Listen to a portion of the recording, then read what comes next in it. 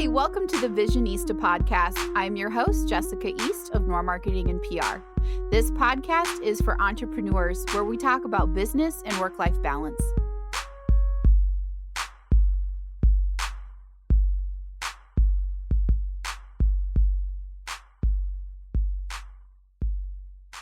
Hi, this is Jessica, the Visionista, and I am here today with my good friend and business attorney, Mike Sandner, with Pickrell, Schaefer, and Ebeling. Good afternoon. Thank you for having me. Oh, we have some questions for you today about business contracts and business law. Can you give us a brief overview of what exactly you deal with? Like, you don't do divorces and bankruptcy. What types of things do you help your clients with? Sure. I'm an attorney with Pickrell, Schaefer, and Ebeling, and we're a downtown Dayton-based law firm that's been around for 100 years. And as you noted, I don't do divorce, probate, but we're a full-service firm, so we have different departments that handle those matters. I mostly focus my practice on commercial contract and construction issues within the southwestern Ohio area. Okay, so you help people in Ohio. If somebody was listening in Chicago, they could take some of your advice, but they would need to find someone in their area. So just Ohio is where you're licensed to practice? I am licensed in Ohio only, and then the federal courts to the extent that people may have issues in Indiana, Kentucky, or neighboring states. But correct, my only state licensure is Ohio. Okay, all right, cool. That is good to know. So one of the things you mentioned was contract law. And I talked a couple weeks ago with another guest about a lot of smaller businesses that want to do things themselves, and they try to do maybe too many things themselves. So if I'm a small business and I'm entering into a contract with a new employee or a subcontractor or maybe a client, at what point can I maybe cheat and get things off of LegalZoom? At what point do I really need to have you either review that document or just write the whole thing from scratch? How do I know when I need your services? So that's a great question.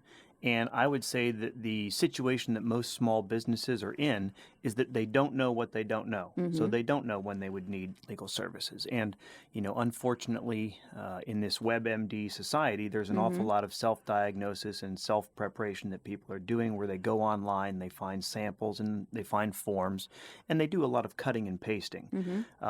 What my preference is always to have a relationship with a small business owner or an individual that wants to start out with a business so that we can have a conversational discussion about what their objectives are, what their needs are, and where they see themselves going.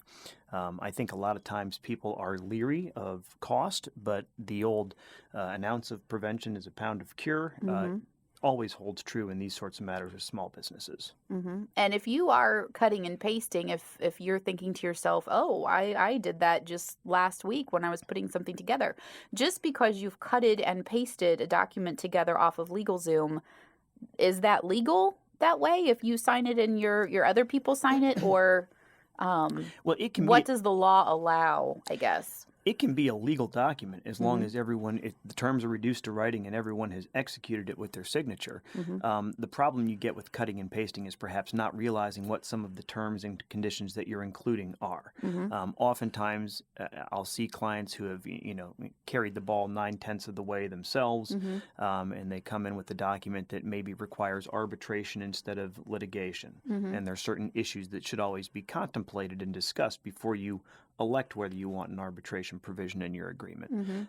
I'll see people with contracts that they've gotten offline that say it's governed by the law of California, which is very different than the law of Ohio and also poses some issues. So, as opposed to try and recraft or redraft something that someone brings in, it's generally going to be much more efficient from us to do it at the get-go, right out of the gate. And then also, maybe there are some documents that you're preparing and executing that you don't need. And you mentioned, maybe you're copying and pasting and you get 9/10 of the way there. That 1/10 could be a pretty big deal. If there is a disagreement between parties, that 1/10 could leave the door open for some pretty substantial ramifications. Have you ever come across that where someone thought they were prepared and in fact they were really not prepared and maybe it didn't go so well? Unfortunately, oftentimes, Mm-hmm. and usually once a client has an adverse experience, they're much more willing to reach out to you in advance the next time around. Lesson learned. Lesson learned. I always say, from the Robert Frost poem, "Good fences make good neighbors." Mm-hmm. Sometimes people are reluctant to reduce things to a contract. They Mm-hmm. feel they've got a handshake agreement, or they worry that they're going to overly formalize a relationship. I usually counsel people just the opposite, that if you put everything out in writing, Mm-hmm. your relationship will get off on a better foot. Everyone knows what their expectations and obligations are going to Mm-hmm. be, No and you don't have questions. those assumptions that Mm-hmm. usually get you into trouble. Yeah. No, that's a really good point. So everybody knows what their role is, what's expected, what's going to be done. So, talking about some of these contracts, I know you do a lot with building, construction people. Is there a typical contract? Are they all different based on the different companies and the different things they're doing? I would say there are typical contracts and forms for different types of businesses and industries. Mm-hmm. So if I'm sitting down with someone, and we'll take construction for example, the first thing I want to know is this a B2C or a Mm-hmm. B2B type of business? Are you dealing mostly with consumers or mostly with businesses? If you're dealing with consumers, there are an awful lot of Consumer Sales Practices Act regulations in Ohio that you Mm-hmm. need to be, I don't want to say wary of, but cognizant of, Mm-hmm. certainly, and make sure that your forms are compliant. Mm-hmm. Too often I have clients come to me where they have a document that they've either created or pulled offline that's not up to date Mm-hmm. with Ohio's law, and there can be some significant consumer leverage points in those documents if they're not prepared by an attorney. Mm-hmm. And the laws change pretty frequently, do they not? Like different nuances of the laws, the ins and outs. Yes, we usually, it may not be an annual basis for Mm-hmm. some of these things, but certainly in the construction area with the Home Construction Services Act a Mm-hmm. few years ago, there have been significant developments. And so that's something that, once I have a relationship with a client, I Mm-hmm. typically will reach out every couple years just to make sure we don't need to do an update or a Mm-hmm. revision, and to make sure that they haven't revised something that we had prepared and was working fine, Mm-hmm. and maybe is not now. Mm-hmm. And because this is what you do, and I know your firm is full service, so if you are listening to Mike and you're like, oh, he sounds really great, and you need a bankruptcy or divorce, he can't help you, but other people at the firm can help you. But as far as businesses go, since that's all you focus on, if someone came in with kind of a standard contract. I'm going to work with this person or this company to build this garage, or they're going to paint my office, or whatever, something that happens a lot that a lot of people need and a lot of people do. It seems like maybe you might even have some forms kind of already maybe drafted out, so it wouldn't be like a from scratch kind of thing. Yeah, that's absolutely true. I mean, we're not reinventing the wheel every Mm-hmm. time someone walks into the door, but it helps to have that kind of sit-down initial conversation so Mm-hmm. that we can diagnose or triage exactly what it is, that they need. If we've got an older individual coming in that is hiring some new employees and they're his main customer contacts, that's someone, for example, that we may want to have a conversation. Do you have a non-compete agreement, Mm-hmm. or at least a non-solicitation with these employees? Mm-hmm. And if not, yeah, that's a pretty standard Mm-hmm. document that we have that we can go ahead and put together. Mm-hmm. The terms always change based upon the client, but Mm-hmm. it's not a Mm-hmm. complete reinvention, correct? Mm-hmm. So that wouldn't, it would definitely protect you more than if you were writing these things yourself. But I guess my point is it wouldn't be a complete new draft, reinventing the wheel completely from scratch, and would therefore be not maybe as expensive as what you're thinking, but would be really, really good in the long term when working with people, because you enter into contracts with people and maybe something changes, maybe they don't do the job as well as you thought they would, maybe you're not doing what they thought you would, and many times things can sour. So that would be some really good insurance to make sure that everything is moving along.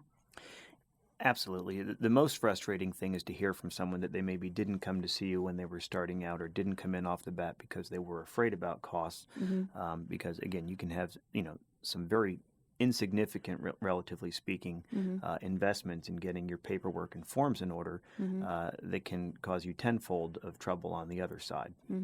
Do you have a fee? Like if I'm listening and I have some paperwork or some documentation, maybe I'm thinking about going into business or taking a partner, would you meet with me? Do you have a fee to meet with me? So I don't typically do necessarily free consultations that are open-ended, just because we never know where they're going to go. But I do always talk to everyone before I would have them in, because there are some things we have to do on our end. I want to know exactly, what your interest is. So I make sure that whether I'm the right person or someone else in the office, that we set up a meeting with the appropriate individual. Okay, and you mentioned that if people call and maybe you're not the best fit for them, there are other people on the team. I actually worked with someone on your team, Jerry, who helped me trademark my business name and logo. And it was really nice because he's very knowledgeable. He is an expert. He knows all the things about that. And we had a long conversation about, do I want to trademark just for Ohio? Do I want to trademark nationally? And decided that it would be a good idea to go ahead and do a national trademark. So, the process was pretty simple on my end. After that initial talk, I wrote some checks when they needed to be sent in, and he took care of everything else and would send me an email with updates, because it's actually a pretty involved process. It sounds like it should be simple, and you can do it yourself. I looked at doing it myself several years ago and was reading through all of the ins and outs. I'm just kind of like, oh, I don't have time to think about all that right now. He'd send me an email when it had moved through each stage of the process, and 6 months later, maybe, it took a minute. It was done, and it was perfect. Yeah, with the national, it took a little bit longer, but Yeah. and your situation is a great example of what I'm saying in terms of wanting to have a relationship with clients and encouraging clients to reach out, because through our conversations we said, hey, you got a brand here. There's something that you can protect, and I've certainly had conversations like that with other clients. I may recognize some issues that, things that we could do to help their business and protect their brand, but then I'm able to get you over to someone like Jerry McDonald and have him take it from there, Hey, because Jerry. would have been much more inefficient if I had tried to do something that I don't spend a lot of my time doing. But that in and of itself, that trademark issue, is a really good example for a small business issue. I've had other issues where clients, they go ahead and they create a logo, they make an investment in a tagline or a graphic, and then they go into business with someone, and then they want to separate and take that with them. I'm having this conversation now with a particular group of clients, and the question is, well, who owns that? Who owns it? Right. Well, they did the operating agreement themselves. They didn't have our firm do it. And when you incorporate, anyone can go ahead and file their articles with the state. You go ahead and you list your registered agent, and you send in the check, and bang, you're an LLC. But we would always make sure that we put together an operating agreement. And the benefit there is, we cover the what ifs. Well, what happens if someone passes away? What happens to those units or that ownership interest? How does it pass? What assets are you bringing in? Maybe you're the salesperson. Maybe someone else is the capital guy. Those are things that we define. And when things go wrong and people want to separate and break apart, you end up in a lot more of a dispute than if that had been assigned or addressed right on the front end. And, that's kind of a different angle. I think what finally pushed me personally over the edge, I had a client who was operating and had been operating. He was an LLC, and he received one day a cease and desist letter from someone on the other side of the country. And they said, you are using our name and you need to stop, otherwise we'll sue you, and put a whole lot of zeros behind that. And basically scared him into completely changing his name, his logo, all of his branding. And if you're a business owner and you've ever gone through that process, that can be a bear, especially not just like initially getting recognition for who you are and what you do, but having to go through a rebrand. If you're just refreshing a logo or you have a new logo, your name recognition is still there, even if your mark is changing. But to have to completely go through a new name, a new mark, everything, it was a mess, and it was really painful. And even a couple months later, I'd see something from him in the mail, and I'd look and I'd be like, who the heck heck is it? Oh, okay, that's who that is. And it probably took me, even knowing him in the situation, a good 6 to 8 months before I recognized him when his things came in the mail or when his emails came to me. And that was finally what pushed me over the edge, because I can't imagine at this point, I've been in business for 8 years, I can't imagine doing business with somebody in a different state, which I have clients in other states, and having somebody who knows those clients say, well, wait a minute, we're Noir Marketing and PR. You can't use that name. I mean, someone would have to hold my earrings. It would not be cute, and I would not start over. I would probably just go to baking cookies at that point. So, you really want to make sure you're protected, because you don't know what could possibly happen in 10 years. And I would much rather spend a couple $100 now and know that that is my name, no matter who comes along, than kind of leave it to chance and hope that I'm okay. Yeah, it's a different world now. I mean, I had a client that was selling a product here in Ohio that got picked up by a nationwide distributor. Oh, cool. So all of a sudden, the product's in California, Nevada, and places far away where there is a similarly registered brand.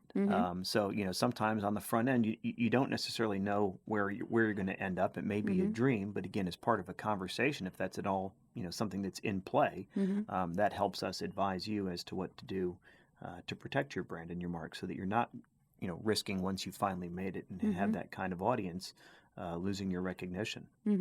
And that's something that we do as a marketing company when we're working with new businesses. A lot of the clients that we have are established brands and established businesses, but when we're starting with something new, we'll do just like some general searches and make sure that nothing else similar is around. We'll make sure that the logos don't look like anything else. And, we custom draw ours, so we're not pulling from some kind of stock library or anything. But that doesn't mean that somebody else couldn't launch 6 months after our client launches and have the exact same thing. So we always recommend that new businesses speak with an attorney who specializes in business and trademark law, so that they can make sure they have all their information and they can make the decisions on what they want to do to protect themselves. We always encourage people to go ahead and protect themselves sooner rather than later.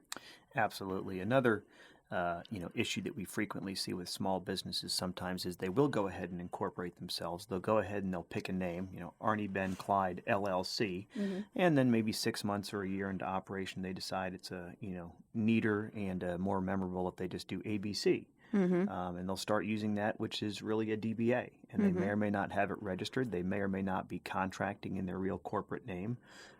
They may have registered a trademark. They may have done it backwards, registered a trademark and never set up an LLC. And some people are confused because they get paperwork back from the state that their trade names registered, and they've never incorporated. So these are things that we want to make sure that their ducks are all in a row when they're starting out, so that they are protected. Because again, going back to the contract side, if you're not contracting in your legal name, you may not have anything worth enforcing on the business side, or worse, you may be exposing yourself to some individual liability if the default is going to be that you're contracting in your individual capacity. In the construction context, that gets very specific, because again, you can bring some of the consumer statutes into play, and for lien rights on a job, if you haven't been paid and you're looking to enforce it in the name of the entity that entered into the contract, you could have a fundamental problem there. And that means you don't get your money. That means you don't get your money, and that's always a hard conversation to have with someone if they've either through lack of communication with you, they didn't understand how long they had to pursue a lien, or they didn't understand what they needed to do to solidify their position. Again, you're talking about, for the cost of pennies, you're now maybe walking away from several thousands of dollars on a job. So is there any legal recourse then if you've set something up incorrectly and you can't collect on something? Is there legal recourse, or they're just walking away? There's nothing further they can do? A lot of those times you may just be walking away. I mean, we'll go through the gamut and look about whether we might have an equitable claim, but an equitable claim is never something that we want to be in that situation. We'd always much rather have a contract, something in writing, something enforceable, because there's a whole lot of vagaries when you look at going other routes. And I think that's kind of a common misconception that people have about the law. I used to have these conversations and debates with my friend Tyler, who is an attorney. Well, he's not practicing anymore because he's working for the county, but he was in practice for a while. And usually these conversations were over Thai food, which is the best kind of conversation to have. But I, for whatever reason, maybe I just watched too many romantic movies, I always thought that like what's right and what's just was what's legal. And I found out that what the law allows isn't always what's right or what's just. So you may think, oh, well, these people owe me money, so of course we're going to be able to collect. The law may not allow for that depending on, these contracts and how you set yourself up. Yes, civil litigation is generally a poor substitute for justice or principle. It can be expensive. It can be time-consuming. What people think takes a long time certainly changes when they find themselves in the litigation process, which is 9 months to a year, perhaps. So those are things we want to try and avoid, if at all possible. And the best way to do that is to have things memorialized as much as possible. And those are all really, really good things to consider. And then reach out to Mike or someone like Mike if you're not in the area who specializes in business and can have those conversations with you so that you don't leave yourself exposed. Is there anything else that you feel is important for a business owner or maybe a comptroller who's putting all these things together and keeping business moving for the companies? We've talked about your contracts. When I say contracts, I'm also talking about any forms that you may have, whether those are forms for interacting with other businesses, forms for interacting with consumers. As you grow and move into space, you're going to have issues with, are you leasing? Are you the owner of the property? Are you owning the property and leasing it back? How are you interacting with your landlord? Those are other things that we always want to cover when we're having an initial sit down with the client. And I think I mentioned, kind of non-compete agreements, non-solicitation agreements. Most small businesses, your client contacts, your marketing contacts, that's your lifeblood. So you need to protect that, or at least have an understanding as to how you're going to define that vis-a-vis your key employees. And you mentioned renting, leasing, that sort of thing. I got a question from one of the business owner groups that I'm involved with. I put out that we were going to be chatting today, and I said, hey, if anybody has any questions for a business attorney, let me know and I will ask him.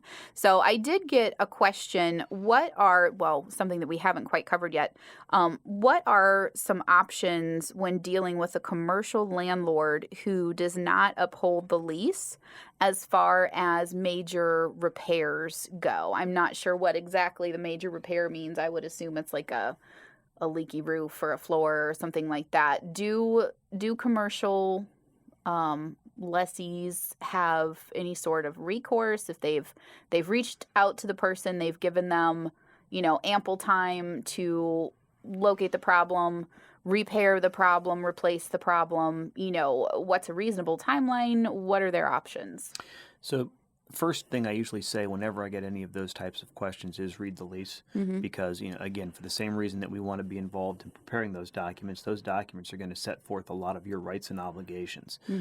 Some documents may go ahead and give you the opportunity to get an offset on rent. Some documents may give you an opportunity to claim that you're being constructively evicted. If you've got a leaky property, you always have a right of quiet enjoyment. Your tenancy shouldn't be interfered with.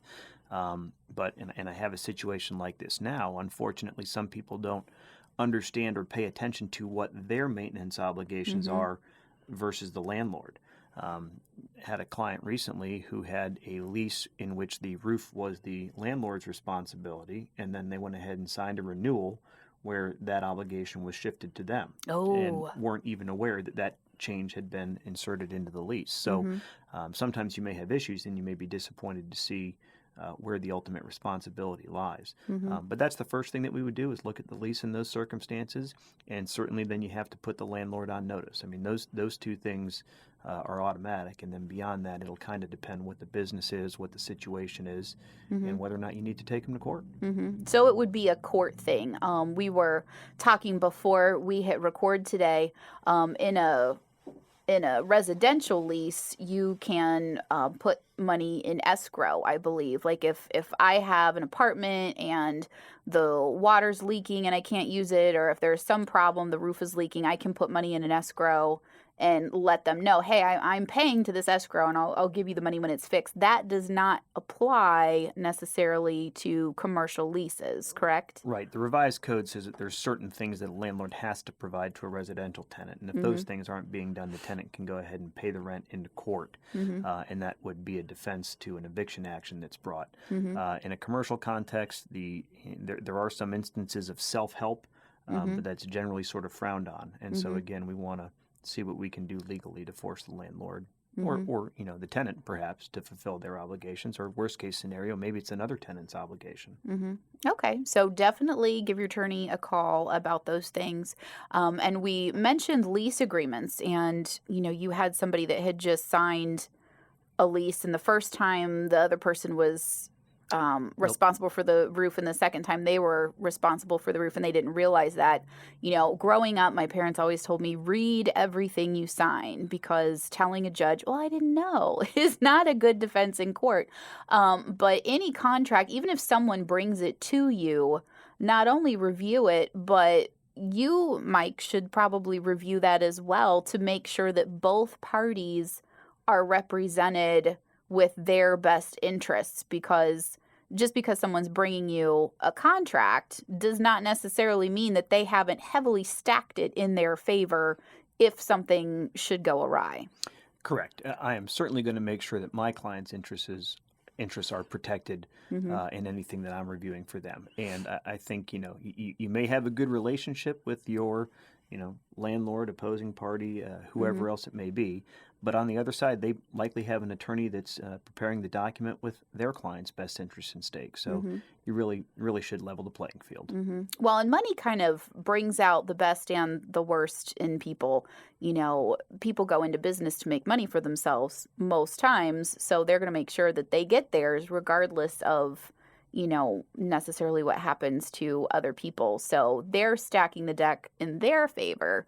You should make sure you're stacking the deck in your favor as well, to be as equal as possible for partnerships and things. To be as equal as possible, and then at least to manage risk, or to make sure that my clients are aware of the risk that they're undertaking. All good tips. So is there any last thought that you would leave with people who are listening? I think it would be, don't be afraid to reach out to your attorney. We often find that people have ongoing conversations with their CPAs or accountants and even their marketing arms, and sometimes the attorney's a bit of an afterthought. But I would say it's a good idea to catch up regularly with your attorney and to have an attorney, or at least someone that you can call, so that you can make sure someone's looking out for your interests. Because some things you think are not a big deal could actually be a big deal. And other times, things that really worry you and you're like, oh my gosh, this is a huge deal, from a legal standpoint, maybe isn't that big of a deal. Absolutely. Cool. Well, thanks for chatting with us today, Mike. I will have the phone number and contact information for Pickrell Schaefer Eberling on the podcast with links, so that you can reach out to him if you are in Ohio. And if not, definitely find someone good in your area who can answer all of these questions and be a resource to you. Thank you very much, Jessica. Thanks. This has been the Visionista Podcast.